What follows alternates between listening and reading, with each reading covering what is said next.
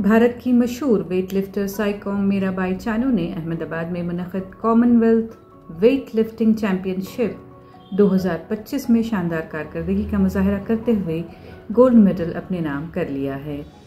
ये उनकी पहली बड़ी कामयाबी है जो उन्होंने 2024 पेरिस ओलंपिक्स के बाद हासिल की है। मीराबाई चानू ने 193 किलोग्राम वजन उठाया, जिसमें 84 किलोग्राम स्नैच और 109 किलोग्राम क्लीन एंड जर्क शामिल है। उन्होंने इस शानदार कारकर्दगी के साथ 3 नए कॉमनवेल्थ रिकॉर्ड्स भी कायम किए, यानी स्नैच, क्लीन एंड जर्क और मजमूई वजन में। इस जीत से वो बराह रास्त 2026 ग्लासगो कॉमनवेल्थ गेम्स के लिए भी क्वालिफाई हो गई हैं। इस इवेंट में दीगर खिलाड़ियों ने भी नुमायां कारकर्दगी दिखाई।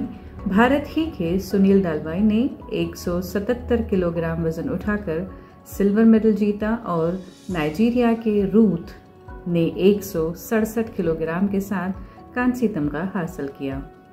फतह के बाद मीराबाई चानू ने अपनी कामयाबी को बेपनाह मेहनत, कोचेस की रहनुमाई और मकामी तमाशाइयों की भरपूर हिमायत का नतीजा करार दिया है।